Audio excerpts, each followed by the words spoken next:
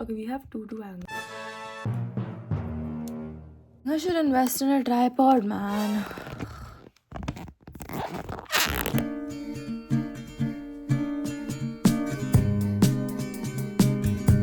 Hey guys, welcome back to my channel. This is Shriya, and me being me started going through my old journals and diaries and books again, and guess what I found this time? Yes, I found my old timetables. I found the way I used to plan my day, plan my study routine. Because believe me, I'm not a spontaneous planner. Ki, you know what, I want to study this, so I'll just study this. I needed to plan my days.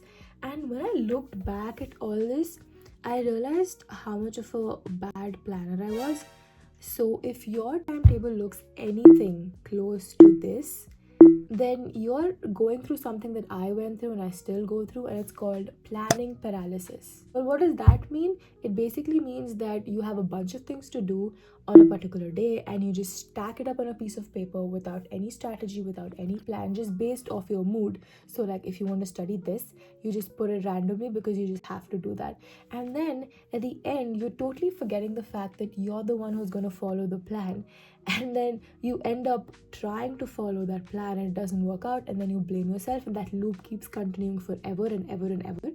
So in this video, I wanted to share a few things that I tried to add and tried to change, which kind of worked for me to get me out of that loop and make me a better planner. So before moving on, let me give you guys a background as to what I'm saying. So when you are a student and you're preparing for an exam, it really is hard to kind of understand what works for you, because there are so many belief systems, so many strategies that what, you should do the hard chapters first, you should do the easy chapters first, you should do this first, you should do that first.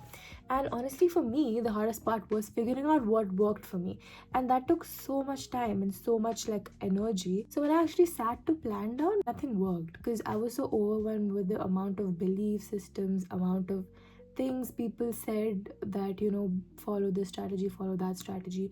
So what I'm trying to say here is that don't watch like 100 different people saying 100 different things on how to make a timetable, but you should like try to adapt strategies which will work for you. Because at the back of my mind, I knew things that would work for me, but I kind of like convinced myself that that was not optimum, so like I can't do that. So there's nothing right or nothing wrong. Follow what you think is right for you, and these are just tips which will add on to your value system. It is not meant to like change the way you think or change the way you strategize things. Okay, so let's look at my plan first and see what was so wrong in it. So I'm looking at it currently, by the way. Yeah, so just look at it. Like every single day is filled with so many topics, and like literally whatever topic I felt guilty about, I just added it. Like whatever I thought I hadn't revised or studied for a while, I just squeezed it in somehow, and it looks very productive. Like if you just look at it, you're like, okay, I'm finishing a bunch of things, but end of the day, you are going to experience a major burnout. You know what the biggest issue with this kind of timetable is? It's not the workload, it's the expectation. I expected myself to perform at the same level every single day, same energy, same focus, same speed, same motivation. But that's not how human works. Like I have my bad days. There are days that I wouldn't want to look at the timetable and just like go and sleep, because probably that day would have given me like a lot of stress or something that I wouldn't be able to follow my timetable. So you should make a timetable which is so adaptable to like the situation that you're in.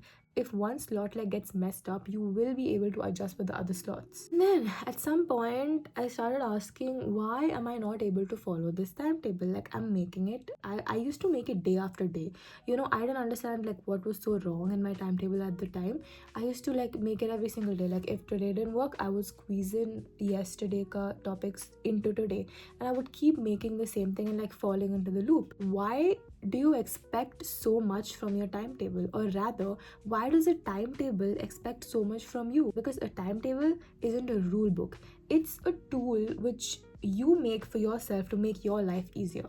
And then you start blaming yourself because you made that timetable which was so impractical that you weren't able to follow. So leaving all the ranting aside, I am gonna tell you guys 4 things that I used to make my timetable slightly better, slightly followable. And as a matter of fact, I can look at my timetable and actually be like, okay, I completed some stuff, like I completed majority of it.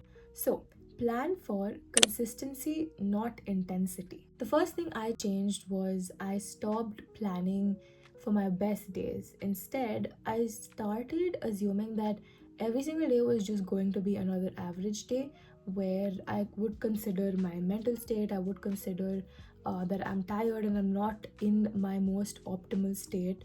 So I would make a plan which I know I would be able to follow, even if I like look at it and I'm like, oh, there's not a lot of things on my plan, but I think these are implementable. So you have to make a plan in such a way that, when you look at it, you just don't get super overwhelmed that you like just throw your timetable away or something. So make a plan which you know you can be consistent with, instead of adding so much of intensity to that plan and making it like the ideal plan which you would want to follow, but as a matter of fact, you can't. Okay. Next one is sessions over timings. Don't like plan like hour by hour that you have to study this particular thing. Instead, take a block, like a chunk of time, and just fill it session wise. Say for example, you're studying math, be like, okay, I have to study like 2 sessions of math. Don't assume that from like 3 p.m. to 5 p.m. I'm gonna do math. See, all that you can definitely analyze in your brain, but don't write it in your plan. Because remember one thing, when you write down like exact timings, your brain starts to like just picture that in a very real situation. And what happens is that once you're like at 3 p.m., you're like, oh, I have to study math now, but I haven't finished my previous study session yet, and everything just like disrupts. So don't write the exact time, write your blocks, write sessions, so that even if one session is like delayed by say half an hour or 1 hour, you can somehow adjust it and move it. Don't write exact times. Like I used to do this a lot. I used to be like, oh, so 8 a.m. to 9 a.m. I'm gonna do this, and then I'm gonna do that, like that and that. And then that never work. Like believe me, when I write times, it never works. And I don't know why I still do it to just give me like some mental satisfaction, but it doesn't work. So like don't do that. Just plan it, block by block and session by session. Believe me, it's gonna make your life so much more easier. Next one is revision is part of the plan. So you know what I used to think? I used to think that, oh, I'm gonna study whatever I want to, and if I have time, I will put in some extra time revising the things that I studied. But bro, like revision is the part of your plan. You have to revise. Like if you don't revise, that day is wasted, because progress without revision is fake progress. And take it from someone who neglected revision a lot. Like I just believed in the fact that if I studied something for the first time, my brain was just able to retain it, which is not true. So you have to revise like every single day, at least a lot, like the minimum amount of time you can, to just go through whatever you studied. You don't have to like go line by line and like revise everything that you studied, but like if you ask yourself that, what did I do today, you shouldn't have like a blank slate. You should be able to like jot down things that you went through today, jot down the things that you kind of pondered upon, kind of got stuck on. Be able to map that in your mind. Don't like have a, because you know what I used to do, I used to study the whole day, and then at night I used to just go back to like what I studied, what were the topics that were bothering me. I would ask that to myself, and I realized that it was always a blank slate. I would be like, I studied this, but like I kind of don't remember it. I think I should revise it, but the day is already over. I might revise it tomorrow, and that tomorrow never came. So revise, guys, every single day. Little bit of revision does make a difference. Last one, it's quite underrated, but keep one buffer slot every single day. You're going to mess up somewhere, so might as well just plan the mess up. Like just make this one buffer slot where you know that maybe if something happens and I'm not able to do it, I have that buffer slot to cover it up, so I don't have to feel guilty and fall into the trap of just thinking that, oh, you know what, I'm not able to do this, and making timetables just not for me. I'm like a spontaneous planner. I can't like make routines.